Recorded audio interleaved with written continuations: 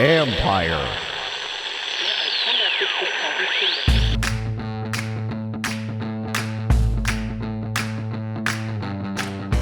Hello and welcome to my podcast. Do me a favor, subscribe to the John Keim Report wherever you get your podcast. You can, if you're following us on YouTube, hit that like button, hit that subscribe button, help us out there, much appreciated. You can find us there at Empire Media, AMPIRE. You can find all sorts of content there, including Between the Hashes, a look at the big college football games of the week.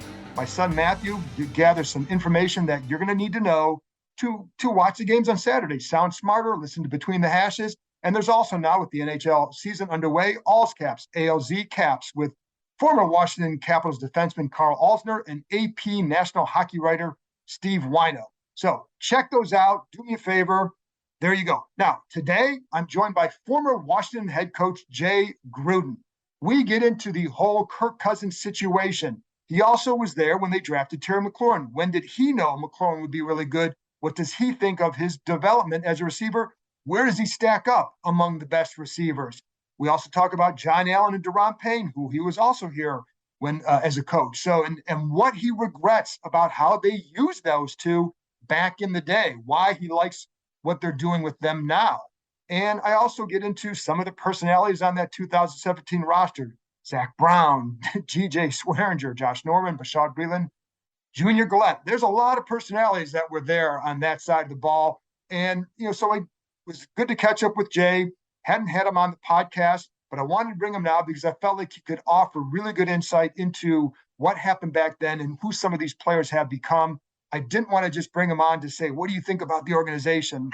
That wasn't my intent here. It's more about these players that you had, their progression. What did you think? What happened back then, et cetera. So I hope you enjoyed that. I'm going to get to that in 1 minute. But before I get there, I wanted it because it's Wednesday morning. We know now that Chase Young is definitely going to practice Wednesday afternoon. So you can check Twitter, you can check ESPN. I'm sure I'll have a news story up about this later in the day about his first practice and him finally getting back. That 21-day window starts now. So that means they're going to have 21 days to decide whether what they're going to do with him. Are they going to activate him? Do you put him back, put him on IR? What are you going to do?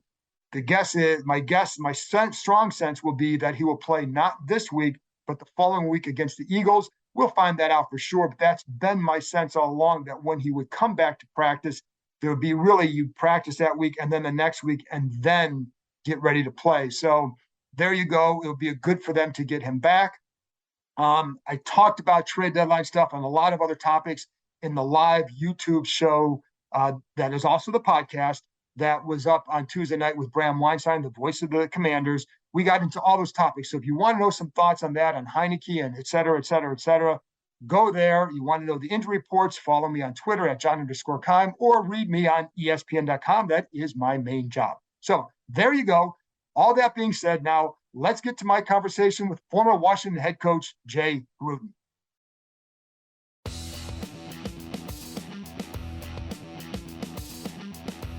Well, Jay, it's good to see you. And I do want to start. I want to get into Kirk Cousins. You know him well. You know how it ended here and all that.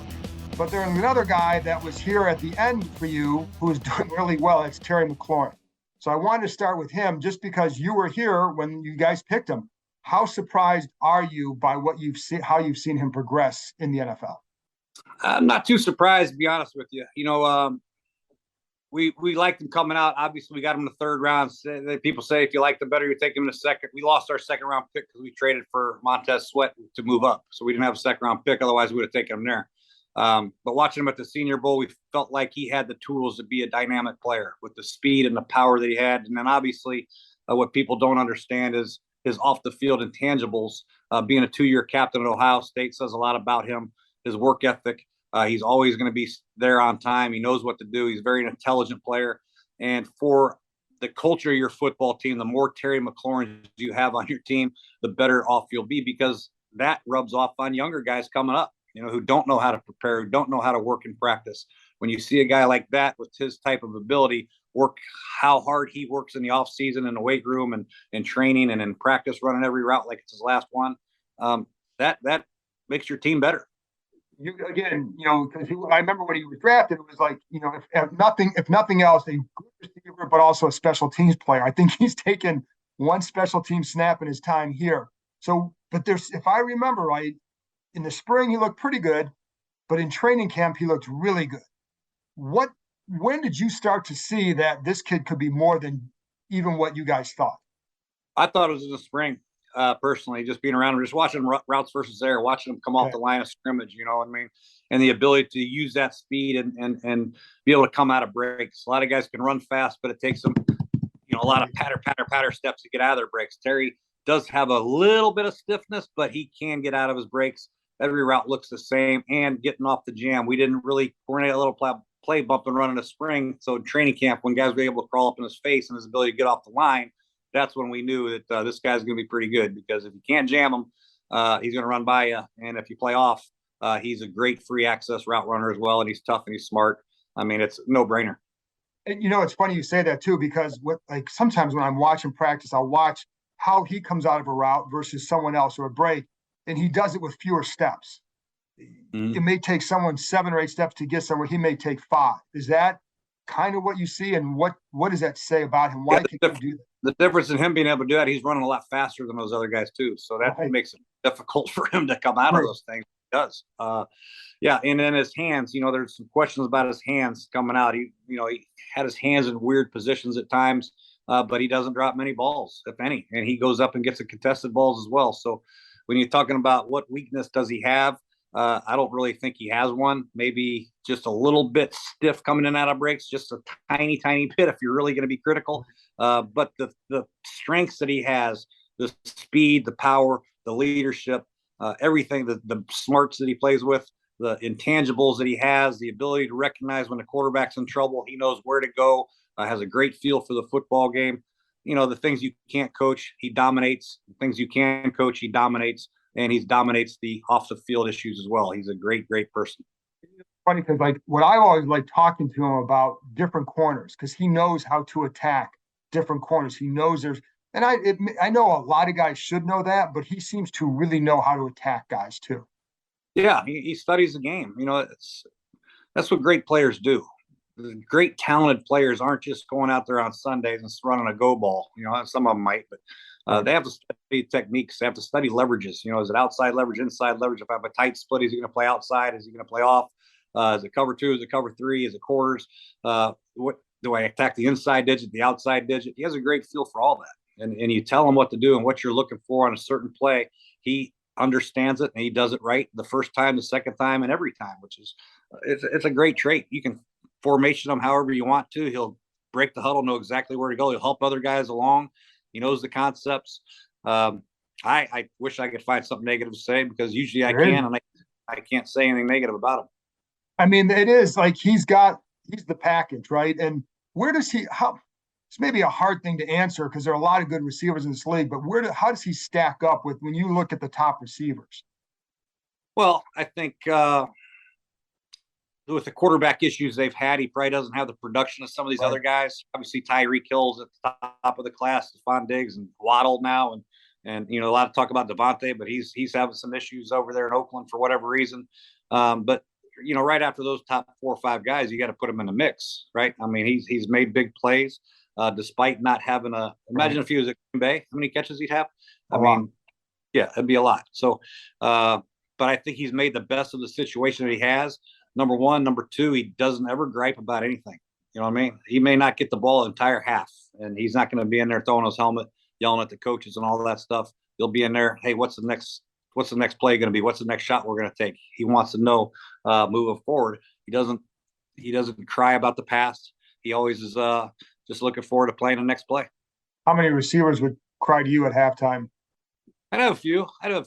Deservedly so sometimes. Sometimes, you got to get the rock, but he's very similar. I had AJ Green for 3 years as rookie year. AJ Green was just a great team player. Not as obviously not as gifted as Terry as far as the mental part of the game, but he was a great unselfish player. And if you have an unselfish receiver, it just makes everybody better. It puts less pressure on the coach. Oh my God, I got to get him the ball.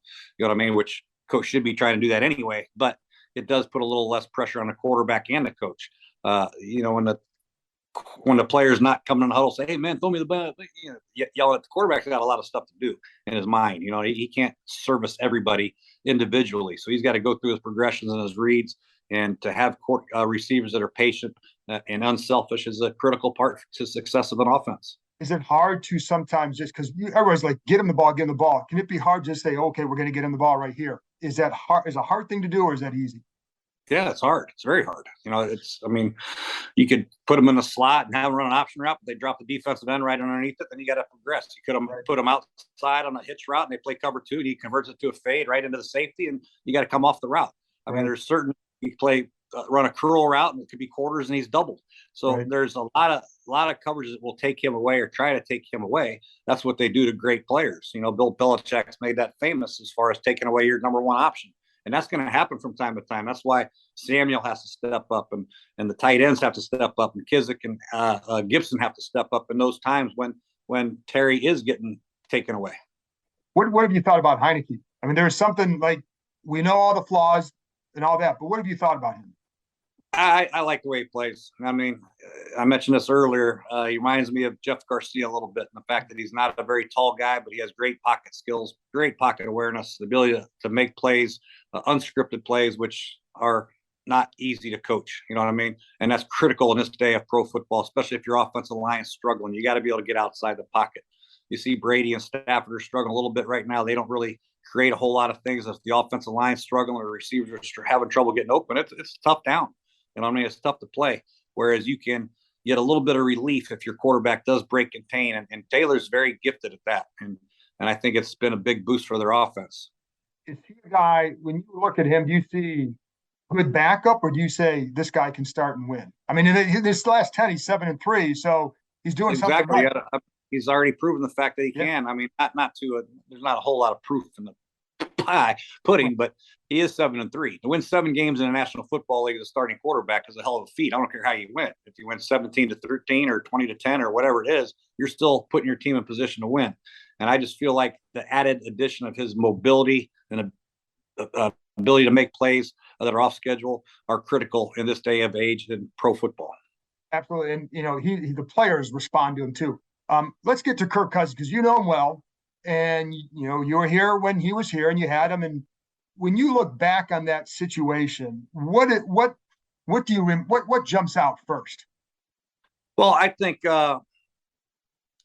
it's tough for Kirk because he came in as a second fiddle and he always felt like he was a second fiddle here. I think what really pushed Kirk over the top to being a productive, solid, great NFL quarterback is when we announced him as a starter for the entire season. Because now he's not looking over his shoulder. You throw a bad pass as a quarterback, last thing you want to do is see the other quarterback warming up on the sideline. Right. You know what I mean? So when the coaches have the quarterback's back and the quarterback feels that is a genuine thing, I think that made Kirk really more comfortable and be able to play within himself and do the things that he needed to do to be successful. And I think all the players responded. At that time, we made that decision. We had a pretty good receiving core. We thought he was best fit for the type of players we had around him. We could get the ball out to Jordan Reed and Pierre and Deshaun and Jameson and whoever else we had. So I think, and he just continued to make strides and understand the game. He's a smart kid. He's a very disciplined guy. He works hard. He's a very accurate anticipation type guy. He's great on the naked bootlegs. Yeah. Obviously, he does have some issues when there is pressure. He's not as mobile as most quarterbacks, the ones we just talked about, like the Josh Allens or Heineke or what have you. But he can find his check down. He knows where everybody is on the field, and he's an efficient quarterback and very successful and very durable, which, I mean, he hasn't never missed a game. Right. And that's hard to do in this day and age. And you get a quarterback like that, sure, a lot of fans and a lot of owners and a lot of coaches might say, man, we got to get somebody better. You're not – it's hard to find Patrick Mahomes and Josh Allen, all right? It's not going to happen very often, once in every 20 years. So if you get a guy like Kirk who can run the show, is a good leader, he's tough, he's accurate, has great anticipation, you ride with him. And that's what I was going to ask you too, is how hard it is to find that guy, because there are enough quarterbacks in that kind of mid-tier level that teams have to make decisions on, and it's a damned if you do or you don't, because you're either paying them a lot and maybe more than what you'd want, or you're starting over. Yeah, that's exactly right. That's the $1 million question. That all organizations in pro football, the number one thing you got to do is find a quarterback, and you to build your team around that person. and hopefully he stays healthy. And that's what the great ones have done. That's why Mike Tomlin was in Pittsburgh for so long. They had Big Ben, and Belichick had Brady, and Peyton had Breeze. And they're able to build their team around those quarterbacks. And you have the luxury of you're calling the same play over and over to the same quarterback year after year. And he feels very comfortable, and we can adjust the scheme to who we have. And the communication between coordinator to quarterback and head coach to quarterback is consistent. It's just so much easier. Whereas the option B is, okay, let's try to go get one. We'll take a chance with this guy. He doesn't pan out. Okay, we'll go get this guy. Let's find this guy in free agency. Let's trade for this guy, trade 3 ones, and he doesn't pan out. It could be a nightmare, and it costs a lot of coaches jobs. Yeah. And so when did you know he was gone, that he would be gone and leave? I personally felt like he was going to be gone when he didn't sign a contract initially. He played on the first franchise tag, the second one for sure. Because I think we put a pretty good offer out there, but I just feel like Kirk wanted to change. I don't know what it was. Maybe it was me. Maybe it was the owner. Maybe it was the GM. Maybe it was the players we had. I don't know. But maybe it was the fact that he always second fiddle to Robert when he got here. He felt, there was no loyalty to him. I don't know. But we did reach out, or we did stick our necks out a little bit and announce him as a starter, which hopefully he appreciates. And he produced for us in a big way, which allowed me to get a couple more years on my contract. So I'm always in debt to Kirk Cousins, the way he played, the way he competed. So I have nothing but love for Kirk, and hopefully he feels the same about me. But I just felt like he wanted to change. And I thought that the biggest mistake we made as an organization, you not getting something for him. You have a commodity like that. There's not many of them. You have to maximize what you get for it, and we got nothing for it. A 3rd round conditional pick, I believe, and that's insane for a $100 million quarterback. Well, and that's what I was going to ask you, because I know at the time, in talking to people there, like you weren't the only one who thought that. Why didn't it happen, do you think? I don't know. I think one of the reasons was one of the teams that wanted him was a guy that came from our staff, and they didn't want to. I think that was the main thing. But I know there's other teams. Jets were interested in him. Obviously, Minnesota was interested in him. They signed him. There was more than one team after him, not just San Fran, but those other teams were also interested in him. And for us not to try to find something for him is a big mistake, huge mistake. I mean, where you get 2 1s and 2 2s, I mean, it doesn't fix your quarterback situation, but at least gives you some ammunition to maybe go get another one, right? From a team, or trade up and get the first pick in the draft or second pick in the draft. And were there serious discussions at the time about that? Or was it just... No, I think the only thing I ever heard is we're going to re-sign him. And I said, great. And I was just thinking to myself, I don't think there's any way he's coming back, but go for it. I'd love to help. The math never added up. Like because to me, once you guys tagged him, he was always going to be ahead of the game. Like it was going to be more than what people there wanted to think. Kirk's not dumb now. Kirk, he's not a selfish guy, but he wants his money. He knows what the market value is, and he is a very intelligent guy. And he saw that he had total control as long as he stayed healthy, and he's always been durable. He felt confident that we're going to protect him. He's going to protect himself, and he was going to make the most of his situation because, let's face it, as a pro football player, obviously you want to win and you want to provide for your family, but you also want to strike when the iron's hot. And Kirk maximized the hot iron, and he had total control, and good for him. I'm happy for him and his wife, and they're loving it up there in Minnesota. Have you talked to him much? Very little, but yeah, I keep in touch with him a little bit. So if I remember right, because we get to that last year, 2017, and he wants 30. You guys seem to be comfortable in that 23 range. Is that about what you remember? No, I was not in. I know you're not deciding. Yeah, so I was just sitting on the sideline hoping that he would walk through the door eventually and have a nice sum of money in his pocket, but it never happened. How was it? Because at the end of that tenure too, there's tension. Was there tension at all? I think there's always going to be a little tension when you're offering some money, and the agents and the GM and the president and the owner. I think they're, when you're negotiating for that long, obviously there's going to be some tension. That's natural in any business transaction. So I think Washington felt like we were giving them enough money. We're very fair, very loyal, and Kirk was probably like, I just want this, and they didn't get it, so there's probably some headbutting. But at the end of the day, it's a business deal, and Kirk did what was best for him, and we got stuck.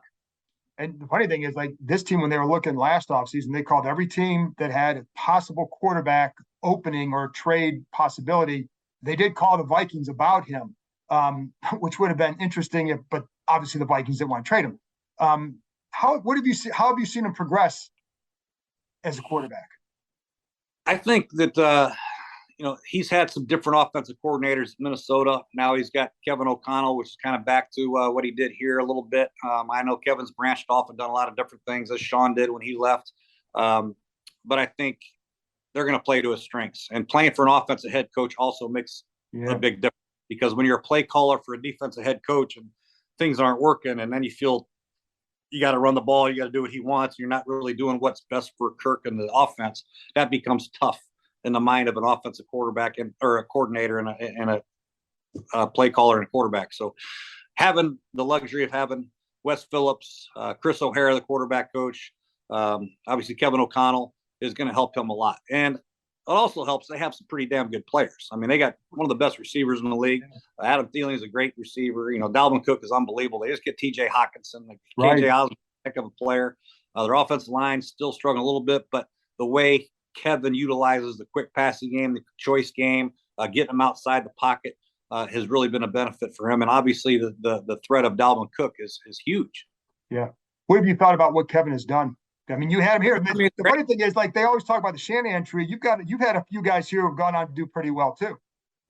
Yeah, I would like to think that. I mean, but I don't get any credit for anybody except I don't know. But anyway, that's a sore subject. But I feel like he's done a great job. I'm proud of him, and I'm glad he's got the opportunity. Walked into a great situation. Usually as a head coach for your first time, you're walking into a mess, and you've got a lot of fix. And he walked into Kirk Cousins and Justin Jefferson and Adam Thielen and Dalvin Cook. He had some weapons. The defense was a little bit banged up. We got some guys healthy. Hunter come back, and linebacker Kendricks came back. So they're still struggling a little bit at corner, probably in safety, but I still think that he had enough pieces that he could implement a system, change the way they did things from a defensive-minded head coach, bring some positive energy in there. But still, at the end of the day, most important thing is to win, so people believe in what you're doing. You lose your first couple of games, people are like, oh, what the heck, this guy doesn't know what he's doing. Everybody starts pointing fingers, but to have success early is critical for a new head coach because they'll rally around you and they'll continue to believe in what you're doing. Do you have with Kirk any sort of because he was an interesting guy because he's so regimented, the 15-minute increments and all that. What stands out about you with him? Like, is there anything besides along those lines where it's a little bit quirky, but it worked for him? Yeah, you're exactly right. He was very detail oriented. That's probably one of my downfalls. He's probably the opposite of me, which is good sometimes. You don't want two similar guys, but very detail oriented. That's why it was very important for me to have good quarterback coaches, offensive coordinators like Sean and Kevin, because they were both very detail oriented. I like the meat and potatoes. I'd install the plays most of the time. Sometimes Sean would, sometimes Kevin would, but I was more of the concepts. And here's the big picture versus this coverage. Boom, boom, boom.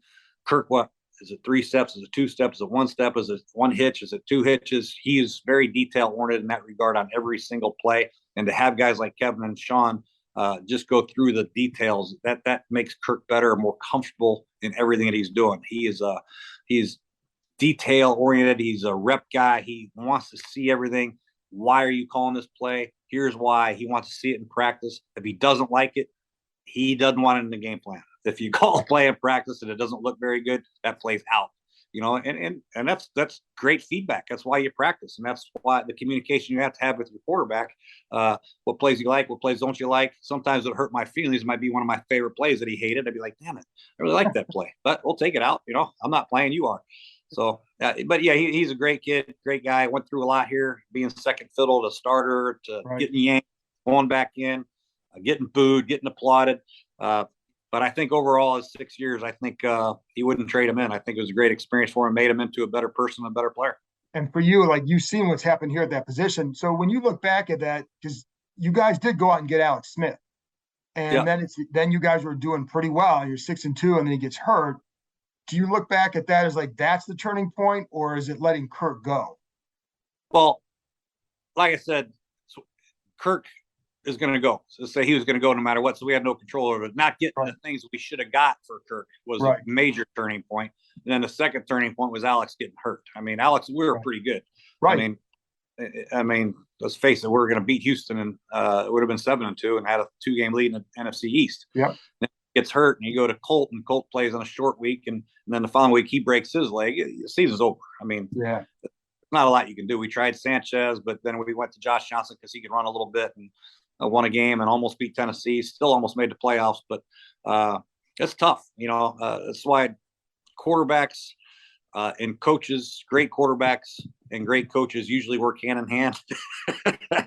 You got to have the trigger man. If you don't have the trigger man, you're going to struggle. And then you throw in all the other injuries that we had, and then the Trent Williams situation. You're going from the best left tackle in the history of the game to 37-year-old guy you get off the street. So that's a major drop. And then there's other positions too that we had that struggled. So I want to, and one of the things too I want to ask you about too in this last couple minutes here, 2017 roster. This is what, and I forgot that they're on the same roster, but it's like Zach Brown, DJ Swearinger, Junior Gillette, Josh Norman, Bashaud Breeland. That's some personalities you guys had to deal with. Yeah, it was. It was interesting, and obviously you will deal with some personalities if they're performing extremely well on the field. You know what I mean? And sometimes as a coach, that's the balancing act you have to do. If you're late to a meeting, you fine them or you don't fine them. But he's having 15 tackles in the game. He's a great leader for your team on the field. You might deal with some of those things, but if they're playing average on the field and they're a problem, you got to be able to get rid of them. And of that group, there's a couple of those guys that I would like to have parted ways with a lot sooner. I would have never signed a couple of those guys that you mentioned, but some of them were productive for us. Some of us had some good games. But at the end of the day, if you're trying to build a good, positive culture, you got to have more Terry McLaurins on the team. You got to have more Kirk Cousins on the team. You got to have more Brandon Sheriffs on the team, Jonathan Allens, Deron Paynes on the team. These are guys that build your football team, because when you bring in young players, that's who you want them to look up to. They work hard. They're smart. They're team players. They're unselfish. And then we have too many of those other guys. Some of those new guys you bring in, the rookies and the free agents, they gravitate over there. Then all of a sudden you're happy. Right.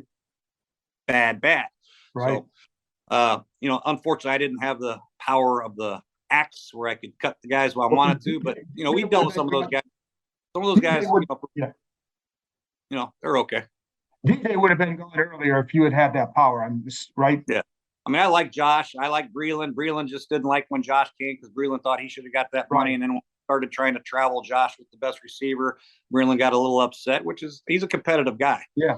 I always liked Bashaud. Yeah. He's a competitive guy. DJ and Zach, they're well documented. And Junior, he got hurt, tore both his Achilles, so he's really not in the equation. Right. He was productive for the games that he played when he was healthy. Unfortunately, he just blew his Achilles out twice. But yeah, no, the DJ one was interesting because, it's funny because people saw him out at practice talking to the players. They always thought he was this big leader. Then you talk to the guys in the locker room, they're like, the D-backs there was a different thing, but like other guys didn't view him that way either. And I think it was one of those perception outside was different than inside. Yeah, I think when you find a guy as a reporter, if I was a reporter, I would go out to the guy that's probably going to talk and give me a story. And he gave us stories. TJ was great at that. He gave us stories. Unfortunately, he didn't like me at all. I know that. He's already tweeted that many, many times. He didn't think I was worth a damn as a head coach. And that's his opinion, whatever. I just wish he would have, been a little more quiet about what we do between the walls of the Redskin Park. But, it is what it is. I appreciate what he did for it, but he was a story giver. Yes, he was. And sometimes those stories are right around Christmas Eve, which wasn't always fun for a reporter. But I forgot, you brought up John Allen, Deron Payne. Last thing, what have you thought of their progression? Because John has turned into he was a really good player when you guys had him. He continues to get better and better. Yeah, I think part of it is a system. I think when we had Minuski and Jim Tomsula, they come from the old school 3-4 type, two-gap type thing where you're holding off double teams and you're turning your body and you're making sure you're freeing up the linebackers to make plays and pass rushes secondary. I think he's been able to work on his getting up the field game, and he's very athletic. And him and Deron both. to just keep them inside and play double teams and stand at the line of scrimmage and then pass rush second, I think did them a bad. It was a bad deal for them. They still succeeded at it. They're still very good. Don't get me wrong, but Right. I envisioned them more being of a let's get up the field, let's shoot the gaps. They're powerful and they're both quick. Have great hands. So to watch them play is kind of, damn it, I wish we would have done that more with those two guys. They were still young, obviously, and they're Right. developing and they're understanding the game, and they're both very intelligent football players, have a great nose for the football, and they're just good guys. Yeah, I mean, and they are. Are you when Payne? I remember with Payne was he a unanimous pick in that room for that, or were there other guys? Because there were a few other guys around that spot that were pretty good as well. Derwin James, I think, was still around. He was unanimous after Vita Vea got picked. Oh, okay. Vita Vea got picked right before us, and the room was split up two guys. You know, I was a huge Duran Payne fan. I like Vita. If we would have got Vita, I'd been fine, but I really liked Payne. What he did against Georgia in the playoff game was he just took over the game. I was like, why don't we want this guy? Those guys are pretty good. So we like guys that hit the quarterback 6 times and have 5 tackles for loss and just destroy the other team. But they're both very good players. But once Vita got picked, Duran was an easy pick for us. How's the golf game? Okay. Ups and downs. Still stink at putting, but oh well, just fun. And you enjoying the stuff working with Sean? Yeah. You know, I'm not, too involved. You know, it just bounces ideas off me every now and then, and sometimes just need somebody to talk to from time to time. But it's good to be in it, be able to watch film and watch the NFL, still stay involved in that regard. Jay, I appreciate it, man. Always like talking to you. Thanks for the insight. Great insight. Appreciate it. You got it. Thanks, John.